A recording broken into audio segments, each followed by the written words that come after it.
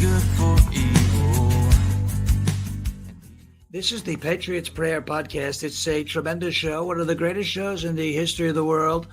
This is Bryson Gray, and you are watching the Patriots Prayer. Soon on the Patriots Prayer Network. Thank you all. America's falling, they all say. Gather the faithful now and pray. The Patriots Prayer. The Patriots Prayer. All the wicks are trimmed, oil is filled to the brim.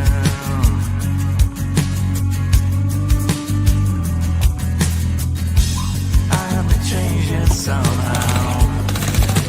I'm the radical now.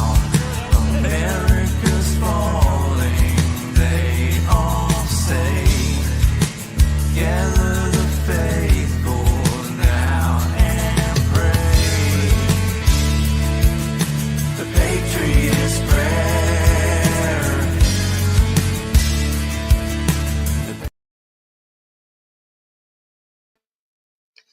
Patriots, today I wanted to do something a little different, and I interviewed the other day, as you all heard, Judith Very Baker, the girlfriend of Lee Harvey Oswald. I was immediately turned on to a Jim Mars interview where he sat down with the self-professed killer of JFK himself. The FBI tried to throw wrinkles in this guy's story, but time and again, he's been proven correct. I'm going to play for you. This is a 2.5 hour long interview with the man who says that he is responsible for the assassination of John F. K. Enjoy.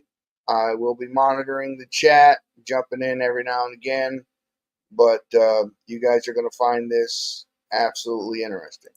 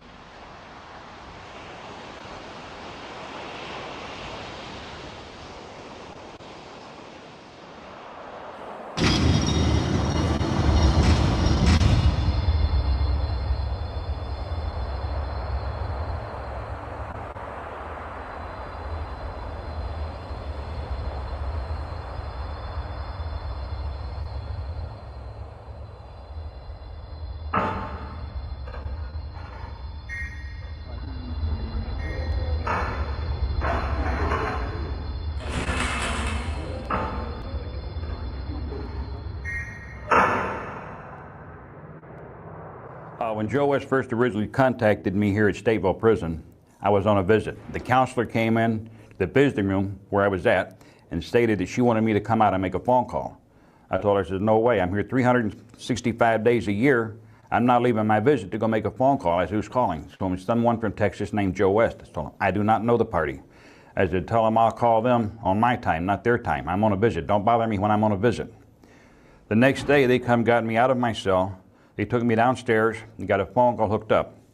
I called Joe West to talk to him. I told him, you have 3 minutes to convince me why I should talk to you. As Joe started talking to me, I told him, I said, whoa, stop. I said, you're on a lot of touchy spots. I said, these phone calls are recorded. Every phone call going in and coming out is recorded. If you want to talk to me that bad, then I suggest you come and visit me. Joe West had me put him on his visiting list. He come up to visit me. He spent 2 days up here talking with me. The first day, I wouldn't even talk to him about the Kennedy situation. We got into sports, weather, generally about prison, local things till I got comfortable with him. The next day, after I thought it over all night, Joe West seemed like a pretty nice guy. I really liked Joe. He had a magnetism about him. The next day, we sat down, we got serious, and then we started talking. I sit in the dining or in the visiting room with Joe. They gave us a pencil and paper. I sketched the entire Lily Plaza out for him without any maps, without any pictures, nothing present. And I explained to Joe at that time, because Joe wanted to know where was I at. And I said, I'm going to put an X on the paper to signify me, but this X is not in the correct spot. I said, when the time comes, then I will put the X where it is supposed to be. What had you told him to know that that you were on the Plaza? Pardon me? What had you told him that Joe knew you were on the Plaza? Oh, I asked him. He said that someone had informed him that I was there. He said he had a reliable source. And I didn't know for quite a while who that source was. It was quite some time later before I learned the fact that the FBI was aware of my presence as early as 1964. Because I never knew that anyone ever knew about me. But Zach Sheldon, from what I understand, and I'm only quoting this from hearsay, that Zach was the one that stated and gave me to Joe West the information on me, that I was in Dealey Plaza. That's my understanding. Mm-hmm. Did you ever actually confess to taking a shot to Joe West? No, I never did. I make a statement. That I never. Well, the whole thing is, like with Joe West died. He passed away, never knowing that I was one of 2 shooters there in Dealey Plaza that day. Joe West never knew I was on the grassy knoll. Do you have any thoughts on his death? Do you think that was natural?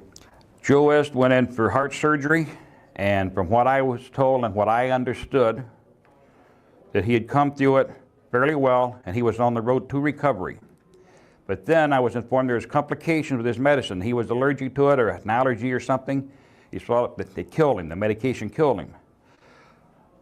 A couple of years ago, maybe a year and a half ago, I heard through the grapevine, and I won't go into the party that brought this information to me, they said that someone had tampered with Joe's medication and he had received the wrong medication because they wanted to silence him.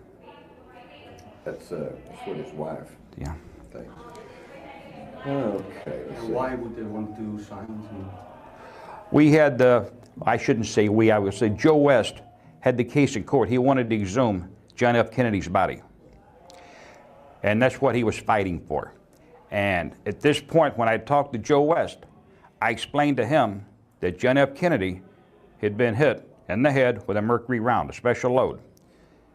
At this point, I explained to him, he can use this in the courts to have the body exhumed because there would still be traces of mercury, because the traces of mercury do not disappear. It'll always be there.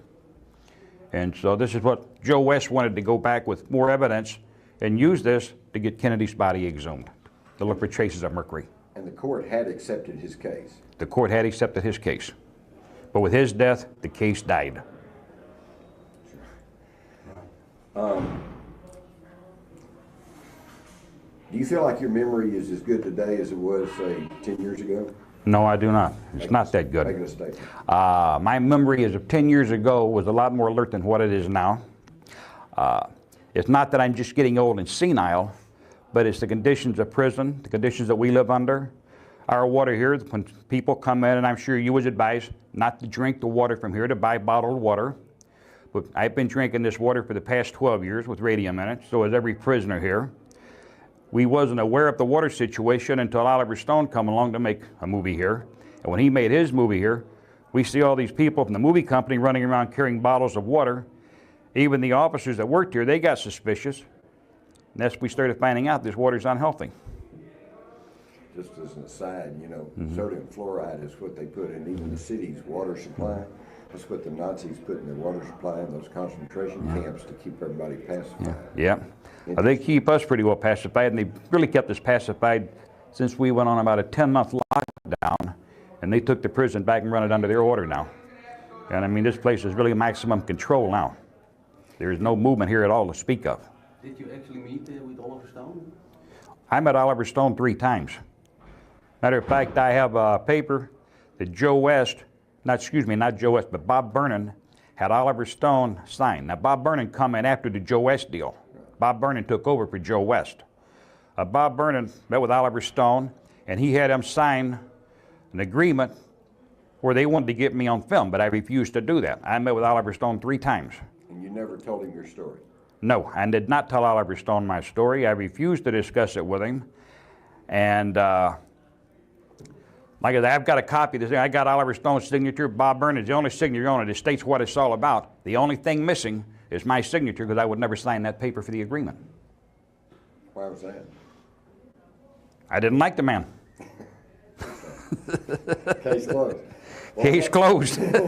And if you'd like, I'd be more than happy to send you a copy of the document. And it's got Oliver Stone's original signature on it. And it has Bob Vernon's signature on it. Well, I've got a raft of questions, but I'll tell you Okay. what, let's just go back to, and just, let's go in chronology. Just tell me your own account again. You understand what we're really doing here is because that interview you gave Bob Vernon is kind of tied up in all kinds of legal stuff, right? Yes. And to help you and Pam, we're redoing this thing so that we can put that aside and move on. Okay. So this is redundant, but let's move on. Go back to when you first learned that there was a plot to kill Kennedy, and then just bring us forward into how it all came about. Excuse me. The first time that I knew about anything being planned on Kennedy, I'd heard a lot of rumors that nobody liked Kennedy. They wanted to kill Kennedy. They wanted to assassinate him. They wanted to do everything to the man. Were you kind of upset with him yourself over Bay? Oh, I was upset with him over the Bay of Pigs, but I never paid any attention to any of this at first because, you know, everybody talks. Somebody gets mad at somebody right away, and I'm going to take this guy out. I'm going to take that person out. Woo, woo, woo, woo. You know, a lot of barking, junkyard dogs barking, you know. But I was sitting in the Harlow Grill that evening playing the pinball machine, not the flipper kind, the kind with numbers where you gamble on and you put about $10 in to play a game. And Charles Nicoletti walked in. A man that I did a lot of work with, a man that I respected. And he walked in the back room where I was at, says, "Jimmy, let's go." I said, "I'll be with you in a minute." He reached over and tilted the machine and said, "Let's go now." My reply was, "Yes, sir, Mr. Nicoletti." I knew he wasn't in no mood to wait and hang around. He said, "I want to talk to you." I went out, I got in this car, and we went for a ride. And we made it a basic habit not to sit around restaurants, talk, reels, discuss anything like that, because when other people hearing. And we went for a ride, and he told me, he says, "We're going to do a friend of yours." And I said, "Jesus, what the hell did he do now?" But I thought this was referring to one of my friends in town there. He had been robbing the pinball machines and the cigarette machines, and he had a $1,000 a day heroin habit. And he was an all-out and out junkie, and, you know, they'd beat him up several times and everything else and threatened him, but so far they'd never went as far as to kill him. Chuck laughed at me, and he says, "No," he says, "not him." He says, "I'm talking about President Kennedy, JFK. And I looked at him and I said, "What?" He says, "JFK. He says, "Your buddy." I said, "Well, he just busting, you know, giving me a hard time when he knew JFK. He knew how much I disliked the man." As I looked at him and I laughed. I said, "Okay, fine with me. You get in arguments there." And at this point, I still kind of thought, you know, he was just joking with me. But then he got real serious about it. And then we started talking, and he told me, he says, "What I'm going to want you to do," he says, "I'm going to look around." He says, "We'll search the area around the town here." He says, "You know everything pretty good," he says, "and see where we're going to do it at, what kind of weapons we're going to need, and other things like that," he says. And he mentioned, he said he was going to bring Johnny Roselli in on it. Fine with me, and I don't care who we work with. You know, I like Johnny. I had no problems with him. And Originally, we'd planned to do it in the Chicago area, but certain people didn't like that idea. So then we put it off, and this is like 6 months before the assassination ever really took place. But you were not supposed to be a shooter? Oh, no, never. I was not a shooter. I was, let's put it this way. I would like, to go for, I go for this, go for that, pick this up, pick that up, run around, drive him around. When Chuck went somewhere, I was always with him. And Did you ever get wind that the Secret Service might have found out about the plot in Chicago? no, I didn't get no wind on that at all, no drip. I just knew that certain people high up in organized crime, they wasn't too happy about the idea of having something like that happen to that magnitude in their backyard. Gotcha. Because they figured Bobby would really be down there, and they already had their own little private wars going. And so we decided, well, we'd take it moving. So I had no idea it was going to Texas at that point. This come to me down the road. About when was that? Well, I'm going to say probably, 2.5, 3 months maybe before I ever made the trip to Texas that they were talking about it. Because they didn't know where he was going to go. They were looking for an area to go. But then they had heard that he possibly may take this trip to Texas, but there was nothing definite. And I didn't go to Texas until that had been confirmed. And they had several different locations. There was New Orleans, and I don't know, there's other places he was going to. But when it come down to it, I had been told there was places that they had planned to do it. Other people had been authorized, stuff like that. Just different rumors you hear. How much credibility is to it, I cannot say. But when the time come, and we knew that it was going to be serious, and we were going to, Chuck was sending me to Texas, that's when I went down on Belmont Avenue, the old Valley place where they made the pinball machines. And I had a shed down there, place where we, back room, that was all owned by the outfit too, pinball machines. I kept a catch of weapons down there. We used to do a lot of work on. When I say we, I'm referring to a party named Wolfman, who is now deceased. But at that time, he was excellent, remodifying weapons, manufacturing loads, whatever come down to handguns, rifles. This guy was a professional at it. He could manufacture things in his basement like you wouldn't believe, from silencers on down the line. He did it all for him. So I went down there, got the stuff we needed, and we had the one car that he just bought, already had everything secured in. We had secret compartments in it. And every car that we had, even before the 63 Chevy, even in the 61 Ford that we had prior to that in the 62, we had compartments in the dash where you could reach up under it, open things up, put grenades in there, handguns, whatever we might need. Behind the back seat, we had gun racks in the cars. We had pull-off door panels that would snap off. You could put them back on. We had handguns and stuff in there, whatever you might need. But we always had a work car ready. So what did Wolfman do for you? Wolfman, when I contacted him after all this went down, and this is several years later, this is when I first met Joe West, and Joe West had come here, visited me, we talked, and he asked me, he said, do you think this party called Wolfman would talk to me? And Joe asked me what his real name was, and I told him, I said, I won't divulge that, but I will call him and talk to him. So I called him on the phone, and I told him, I said, I'm talking to Joe West from Texas, and he wanted to know who Joe was, and I explained all this to him, and I said, Joe would very much like to interview. I said, I did not give Joe West your name, but I told him that you was the one that manufactured the special rounds. You made 6 rounds for me to take to Texas, all mercury loaded. I said, he wants to talk to you very much. Will you talk with him? And he said, get back to me. He said, I'll let you know. He said, I want to check a few things. The following week, Wolfman was dead. How did he die? I believe he had a heart attack. I've been in contact with nobody that was affiliated with Wolfman since that date. Tell me about these mercury loads. Can you describe them for just a layperson? Well, it was a 22 round, and he took the tips out, he drilled them out, then he inserted with an eye drop, he put mercury into the end of the round, and he resealed them with wax. This is to make them explode on impact. Okay, so now you've got, and describe the car. The car was a 63 Chevy 2-door Burgundy, Chevy Impala. With the special compartments. Oh, we had special, yeah, we had the special compartment, the dash. We had the back seats, you could take that off, pull the bottom part out, then you raise the back up, snap it off the little clamps, take that out. We had the springs removed in behind the seat there by it, and we had little racks welded in there so we could mount weapons in there. Okay, so now you got your weapons, you got your loads, you got your car. How did it come together after that? Well, just before I left, final instructions was, Chuck told me, he said, I want you to leave first thing in the morning. He says, and I don't want you driving at night. He said, I want you on the highway with a lot of traffic during daytime where nobody pays any attention to you.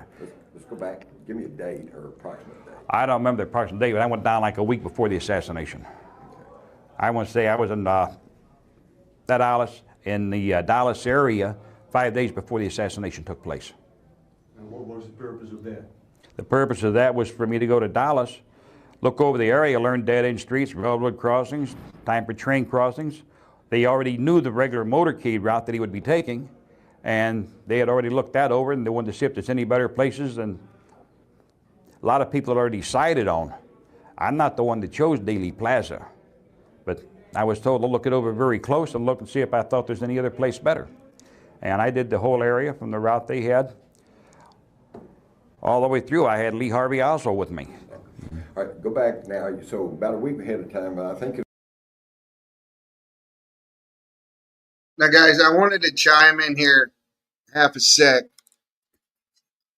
because I want to give some context to this. I just interviewed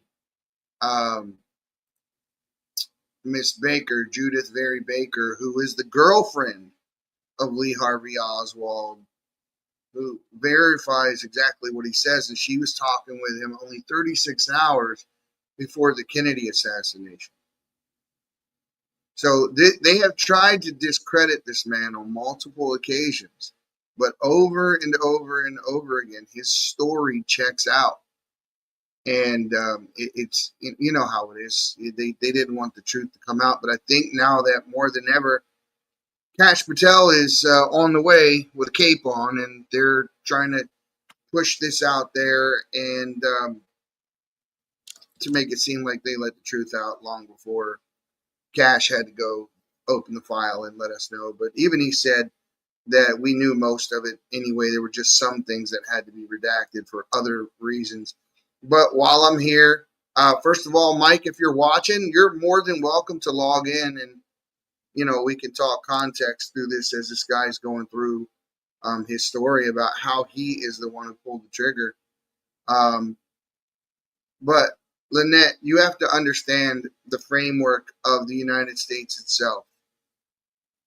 You're beholden to your government, and you believe they care for you, they want the best for you, and they want you to be safe. I think all three of those things should have already been discounted after the way you guys were treated during COVID. How you still trust your government is beyond my ability to even understand. In the United States, when we crafted the Second Amendment, the reason that we did it in such a way is to say that Congress should make no law preventing people from being able to bear arms and protect themselves, is because we came from an oppressive land where we couldn't, where our government treated us extremely bad. So our Second Amendment was set up the way that it was so that if our government ever became tyrannical, the people in this country would have a fighting chance, unlike you who wouldn't. See, your rights come from a man. We are endowed by the rights given to us by our Creator, and it's only when the left comes into play and starts trying to take our rights away that you think that's kind of how your mindset works. You would probably be you would do very well on the left. You sound like a leftist, and I'm sure you believe what you're saying is 100% true. However, when the very same people that are telling you to get rid of your guns are causing the chaos in your streets, if you've ever been to cities like Baltimore or the inner city of New York or Portland or Chicago or Los Angeles and other places, to think that the average man would not be able to defend himself against gangbangers and other people who already have these weapons, and our borders being flooded with more people every day that are bringing weapons, that are committing crimes here, taking over whole apartment buildings with machine guns and things like that. Of course, the United States citizen does not want to have to pick up a phone and call the police, because police response is never fast enough for shots fired. Here, we take care of ourselves because we are a free people. Got to understand that word free. Absolutely free. And that's what we're fighting so hard for. And that's why Donald Trump is president. So I hope you get it now. It was a Monday, as I recall. Something, I'm not sure. Okay. Yeah. But you left Chicago. Just start. You left Chicago, you went to. No, I didn't leave on a Monday. I left on I left either Thursday morning or Friday. I don't remember which. I know I was in Mesquite, Texas, Saturday morning. Okay, but that's when Lee Harvey Oswald showed up at the motel where I was at. I arrived there on a Friday. I'm pretty sure it was Friday when I arrived there. Did you call anybody when you got to Dallas? I made 2 telephone calls when I got there. I called Charles Nicoletti, told him that I was on the scene and where I was at in case he had to reach me. I turned around and made another phone call. I called David Atlee Phillips. I had a number to call. The call was put through to David Phillips, and he was notified where I was at, because I had not told him in advance that I was going to Dallas, Texas. And why did you call David Atlee Phillips? Because he always had to know where I was at, because he was my controller. For? CI purposes, special operations, or something that might be needed done. And you were supposed to stay in contact with him? We always stayed in contact. We had numbers to call. What happened after that? He said, thank you, and let it go at that. We didn't have any great discussion on the phone. I told him where I was at, the location, and through David Atlee Phillips is the only way that Lee Harvey Oswald could have known where I was at. But I'd called no one else. I made 2 phone calls. Where were you staying? I was staying at the Lamplighter Inn right there in Mesquite, Texas. And then the next thing you knew, Lee Harvey Oswald showed The up. following morning, Lee Harvey Oswald was there. When he knocked on the door, I opened the door and I was shocked to see him, because I didn't think anybody knew where I was at except for the other 2 people. Why is Phillips the only one who could have sent Lee Harvey Oswald? Because Charles Nicoletti had never met Lee Harvey Oswald. He didn't know him. He did not know him. You say you were shocked to see him, but did you know Lee Harvey Oswald? I had known Lee Harvey Oswald prior to that, yes. How'd you know him? I knew him from earlier operation that we was on with David Phillips when I was running semi-automatic 45 caliber submachine guns down to Clinton, Louisiana. They were made, I think they were manufactured by Knoxville Arms. They were not the old Thompson. They looked like a Thompson submachine gun, but they were not Thompsons. They were only semi-automatic. And they were very cheaply made. And how did you meet Lee Harvey Oswald? Who introduced I met Lee Harvey Oswald through David Atlee Phillips. When I got down there, he introduced me to Lee. Was it your understanding that Phillips was also Oswald's CIA contact? I learned that when I was down there. That is the first time he introduced me to Lee Harvey Oswald, and he also instructed me that Lee could be trusted and that he was Lee's controller. Need that as a statement. He made it as a statement because I wanted to know who he was dealing with and who I was giving weapons to. I need you to make a statement that I was introduced by Phillips, and who was my CIA handler, and I was told that he was Oswald's. We didn't call them handlers back then. We called them controllers. Okay. Okay. David Atlee Phillips, he introduced me to Lee Harvey Oswald. And upon doing this, he also explained to me that he was Lee Harvey Oswald's controller, the same as he was mine. That he was always in contact with Lee Harvey Oswald. So that's how you know that's where the word came for Oswald to come meet you in Dallas. So that, through common sense, tells me the only one that could have sent Lee Harvey Oswald to me was David Atlee Phillips. And when this I opened is the door also and Oswald talked there, about. it's got Oliver Stone's right original. there, You guys. take like a half side, like a legal envelope, and only half person out. Woo, woo, woo, woo. Lee Harvey Oswald? Arrow. Just to making him explode.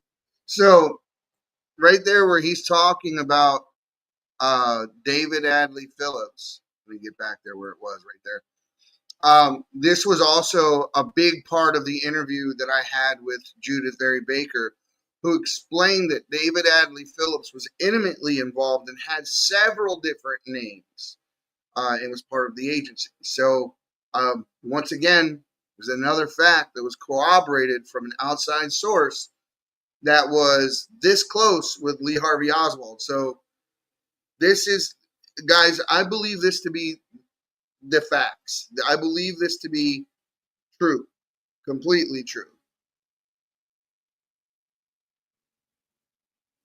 Going to, but when it come down to it, I had been told there was places that they had planned to do it. Other people had been authorized, you know, stuff like that. Just different rumors you hear. How much credibility is to it, I cannot say. But when the time come, and we knew that it was going to be serious, and we were going to, Chuck was sending me to Texas. That's when I went down on Belmont Avenue, the old Valley place where they made the pinball machines. And I had a shed down there, place where we, back room. That was all owned by the outfit too, pinball machines. I kept a catch of weapons down there. We used to do a lot of work on. When I say we, I'm referring to a party named Wolfman, who is now deceased.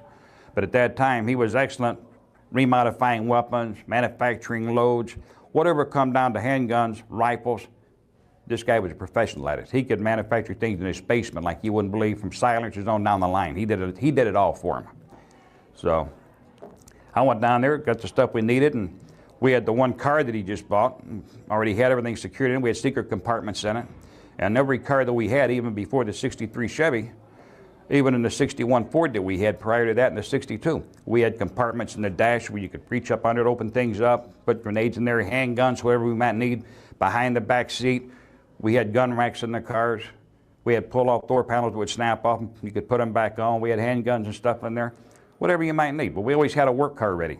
So what did Wolfman do for you? Wolfman, when I contacted him after all this went down, and this is several years later, this is when I first met Joe West, and Joe West had come here, visited me, we talked, and he asked me, he said, do you think this party called Wolfman would talk to me?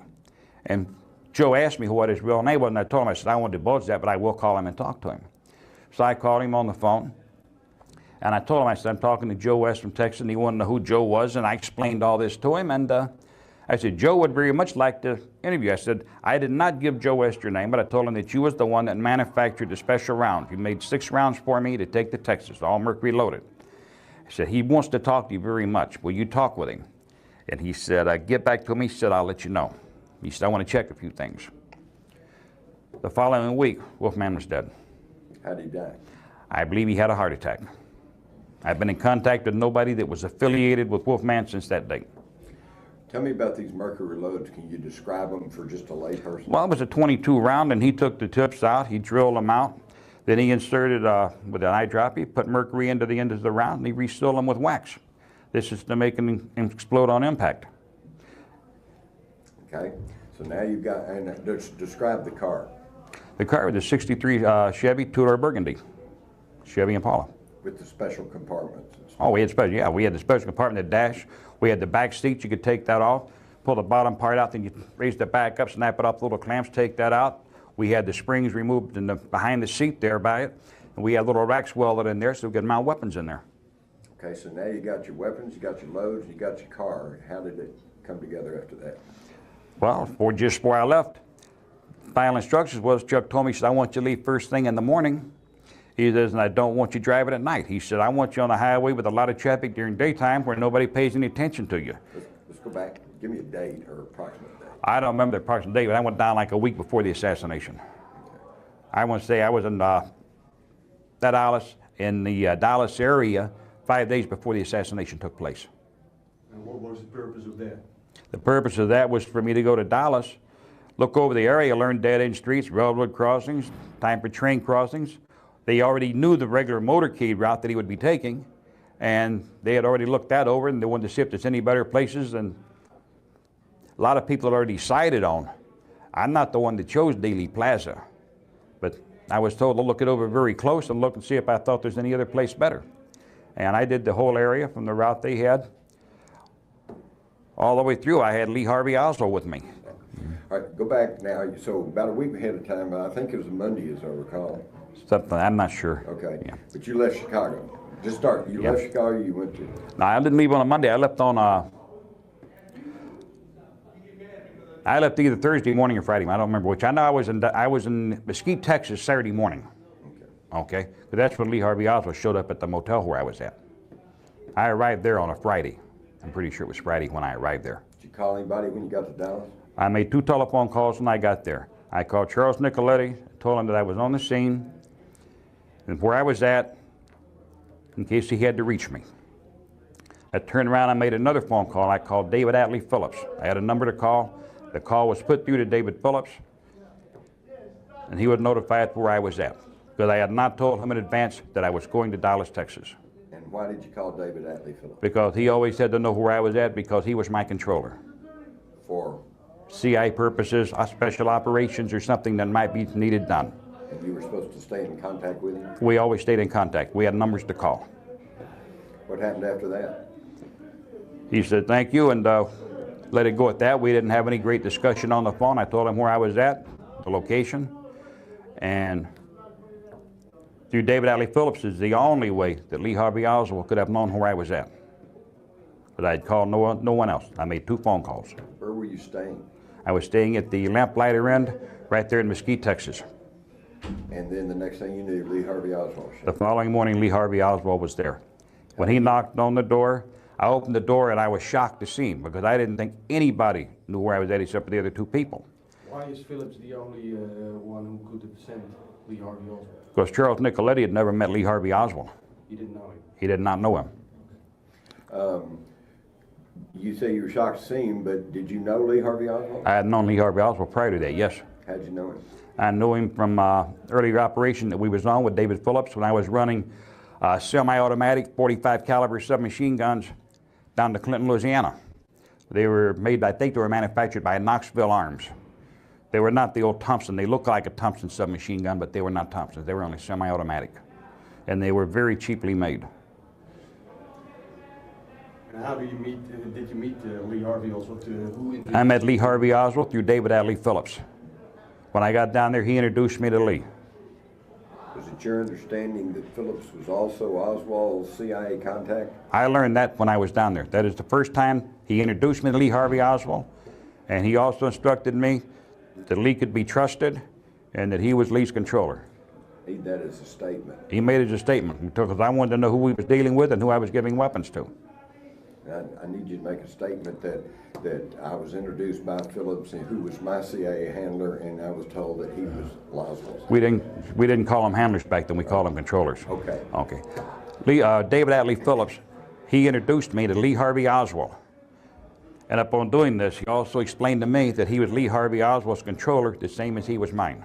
That he was always in contact with Lee Harvey Oswald. So that's how you know that's where the word came for Oswald to come meet you in Dallas.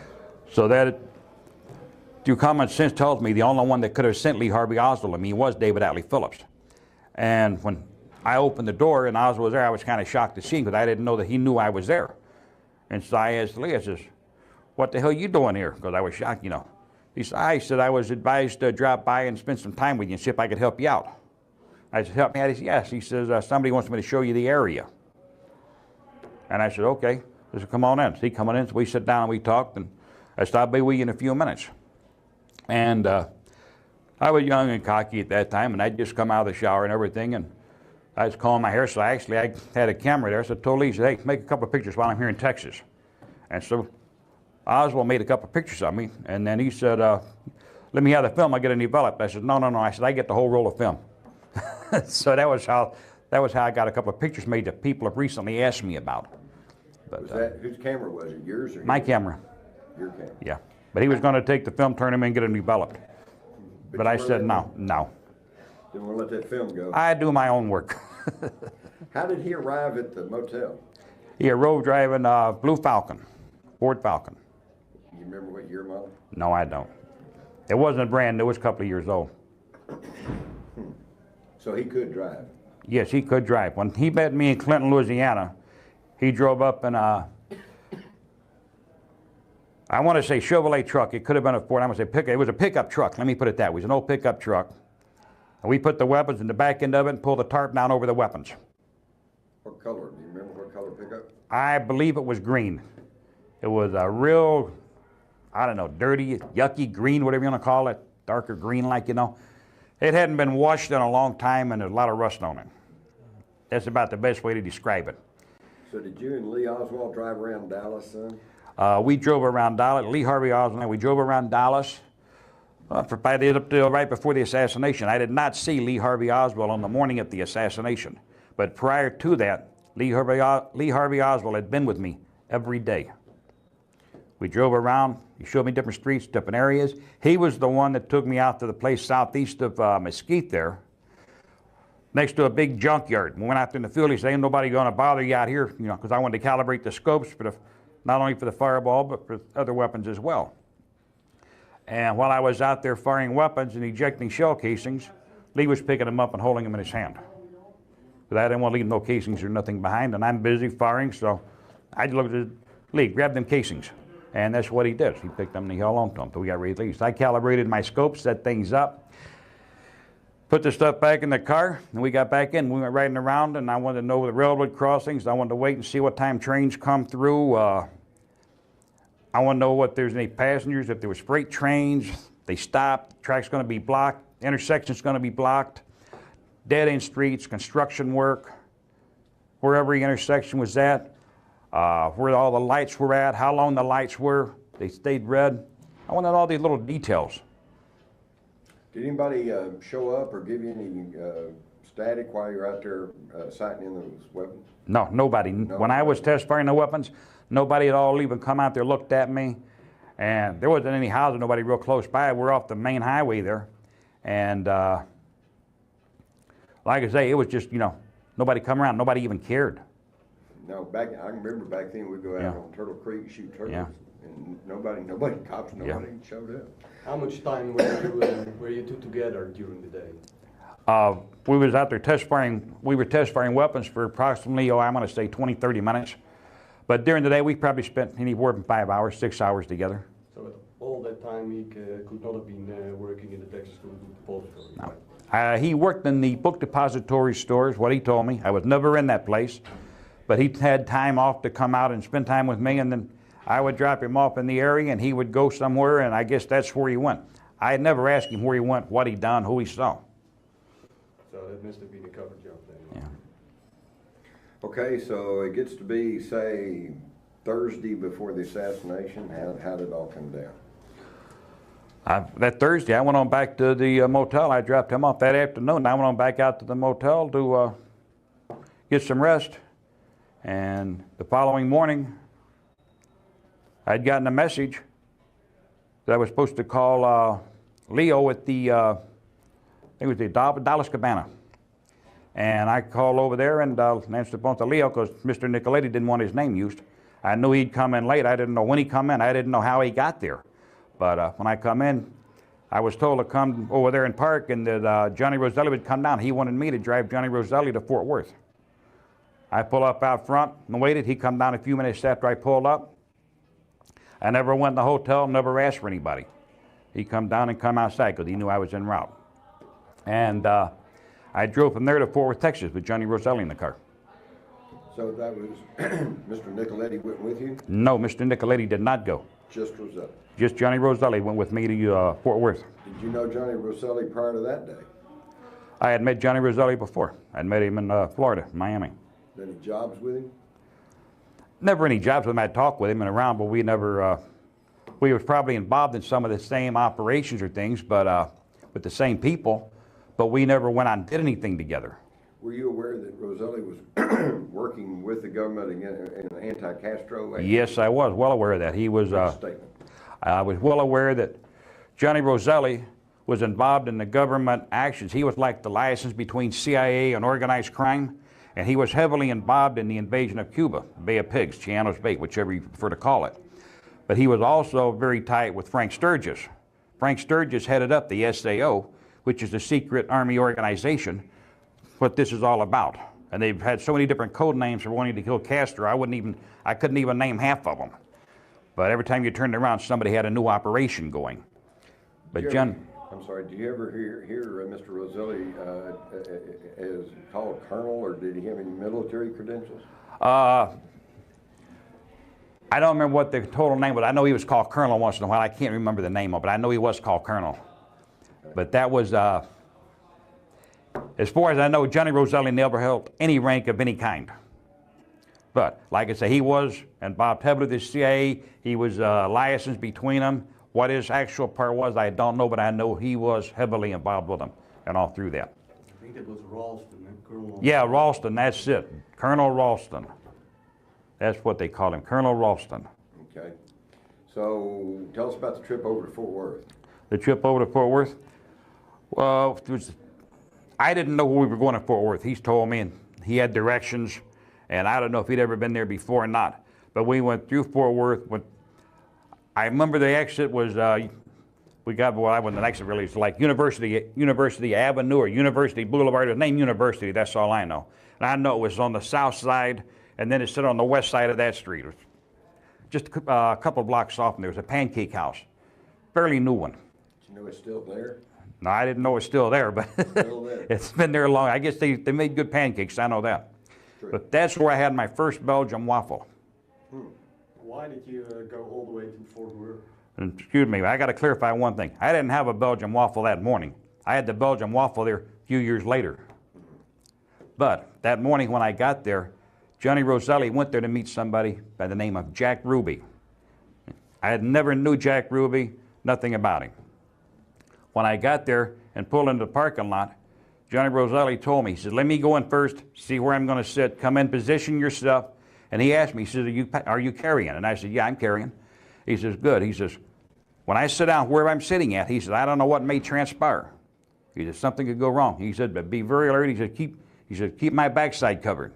He said, I won't be in your line of fire. And I said, okay, I'll pick an open field of fire. I says, wherever I figure I can handle it. I said, I'll go sit down, I'll come in position myself.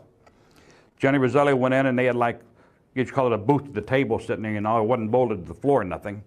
But he sat down in that, and I went in shortly right behind him. I positioned myself at the counter, ordered a cup of coffee, was served, and sit there. And then I sit there and I watched until short, stocky built man come in, walked over. Johnny got up, they shook hands. They sit down, they talked for a couple of minutes. I seen him take like a half size, like a legal envelope, but only half that size, out of his jacket, and he pushed it across the table to Johnny Roselli. He got up, they shook hands. This man left. Johnny waited maybe 2 minutes. Johnny looked at me. I got up. I walked out of the restaurant, made sure the area's clear, nobody outside in the parking lot. I went over, got in the car, started up. I pulled up by the door. Johnny Roselli walked out, got in the car, and we drove away. Did you ask him, or did you find out in some way what was in the envelope? On the way back to Dallas, Johnny and me was riding down the road. He didn't open the envelope right away. We got almost, I think it's Arlington. It's about halfway there. I'm saying halfway. It could be less one way or the other. Been a long time for me. But we was right about Arlington. And Johnny opened the envelope up and started taking stuff out and looking at it. Excuse me. He's looking at it, I'm noticing over, I'm watching over while I'm driving. And he's got these little black wallets, like half-sided, like identification wallets. And he opened them up, and there's identification plates in them, and there's badges in them. At that point, I didn't know what the identification on it was, because he's sitting there looking at it, and I'm not going to lead over. I'm not going to say, give me one of those or anything like that. I'll wait when they want me to know, he'll tell me. And then he opened up a piece of paper and he unfolded it. And there's been a lot of discrepancy over this part now.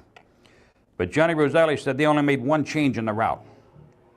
And it was, it was a map of Dealey Plaza, the motorcade route. When he looked at it for Dealey Plaza, he said they've only made one alter, one change in it. He said, that's all. And I said, what's that? And he said, they're going to go down Elm Street. So they're going to stop and make a detour and come around this little street here. And he held it up, and I kind of glanced over at it, but I didn't get a chance to look at it real good at that point. But I already had reconned the area, so I knew what he was talking about. And I know everybody says, well, they had the motorcade in the newspaper weeks and months ahead of time. True, they did, but they didn't have that one change. And anybody wants to show somebody a newspaper clipping, they better check it real close, because the original route, they was not coming down Elm Street there on that little detour where they had to slow down. Had you heard prior to that when they got to Dealey Plaza that they would just continue straight on down Main Street? Was that the idea?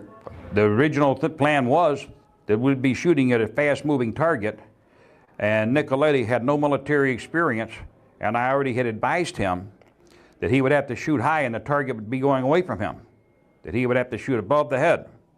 And we were going for a headshot, and I told him, it's going to be hard for you to get from there. And we're getting a little bit ahead, though. Before we got into this part, Yeah. Let's go back. because Chuck hadn't got to Dallas that week. He only come in, I'd seen him that morning. I hadn't seen Chuck in person until I went with Johnny Roselli to Fort Worth and come back. Johnny Roselli got out of the car, went upstairs, Charles Nicoletti come down. Mr. Nicoletti got in the car with me, and we drove to Dealey Plaza. All right, back up a half second. How did Roselli get to Dallas? At that point, Roselli, he mentioned to me, Johnny Roselli, we was on the way to Fort Worth, and I asked him, he said, when did you get in? He said, I got in this morning. He said, I got in early this morning. He said, I hadn't been here a couple hours. And I said, how'd you get in? And he said he got lucky. He caught a ride on a plane that's sponsored by the Central Intelligence Agency, the CIA. I said, how the hell did you manage that one? He said, I got lucky. He's had somebody there. I didn't ask no more. He didn't elaborate any more than that. I didn't dig any deeper than that. He didn't mention the abort team at that time. Not at that point. Okay. So we got all that. Now then, when we get back, I still don't know that he's there on an abort mission.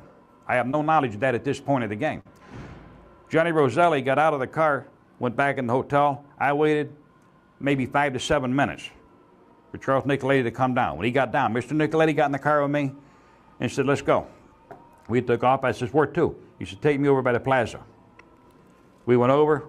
We parked. It's drizzling rain. We get out. We're walking around. This is the first time that that Charles Nicoletti has even mentioned to me about an abort team. And he asked me. What did he say? While we're walking around, Charles Nicoletti asked me, he says, how do you feel about being backup? I said, what do you mean backup? He said, how would you feel about being backup as a shooter for me? I said, what happened to Johnny? What's with Johnny? And he said, Johnny's a little bit paranoid on this. He says, the CA's called the hit off. He said, they don't want the hit to go down. And I said, well, what'd you say? Chuck's exact words were, fuck them, it's going anyway. And I told him, I said, well, what about Johnny? He said, well, Johnny's good. Johnny will be with me, he says, but he's not going to be a shooter. He said, he doesn't want to go against the orders. He said, he's been told he flew in here specifically to abort this assassination. Is it And fair he, to say you got cold feet? no, when we was talking, when I asked him about Johnny Roselli, I said, how come Johnny's not going to be a shooter? He said, well, he doesn't want to go against the orders of the CIA. He said, what he wants to call off. He said, he flew in here as an abort team. He said, they flew a plane here specially with him on it to tell us to call it off. And so I asked him at that point, I said, what'd you say? He said, I said, fuck him, it's a go. He said, we're going to do it.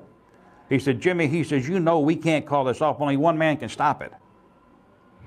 He said, and he's here. If he wants us to stop it, he said, he'll notify me. He said, I'm not going on somebody else's word. He said, as far as it is right now, I have a go. He says from the boss. He says, we're going. Now, who was the one man that could have stopped it? There was only one man. Charles Nicoletti did not say his name at that point. He just said the boss. I knew he was referring to. He was referring to Sam Giancana. Who was he? Sam Giancana, he was the number 2 man at that time. A lot of people's going to tell you he was number 1, but not true. Tony Accardo was still running things. He turned things over. He had Sam Giancana running all this operation and everything, but Tony Accardo was still the man, and he was still calling the shots on whatever went down, whatever was done. So anything Giancana said had to at least have the okay of... It had to be sanctioned, and it had to come through Tony Accardo. We're talking about the Chicago crime. We're talking about only the Chicago area alone. Now, there's a question right there. To your knowledge, was there involvement of any other crime families? Marcello, Trafficante? I knew of no other crime family being involved. I heard rumors, but do I know if anybody else was involved? No, I do not know if anybody else was involved. Okay. That would have been out of character for them to even notify me about that or anybody else. That only stays up in the higher ranks of the family or the people or the crime family, however you wish to describe it. And when things are handed out, like different departments, different people get different things. Somebody might be into bookmaking. Somebody handles the bookmaking. They pass that out to one party. This party, he distributed amongst the people in the area, because everybody's got a little, what we call territory. So guys, that was part 1 of this. I'm gonna jump off because Elena Barbera is coming online. PPN's Elena Barbera. We know her from the American Groomer film. So I'm gonna jump off to give the studio to her, and we will pick this back up. I will air the rest of this because he names names and he tells you exactly what happened. He can be trusted. The story he's telling you is good. So I'm gonna jump off for now, and I will air the rest of it. We stopped at the 38-minute mark. He released a report exposing. Trading good for evil.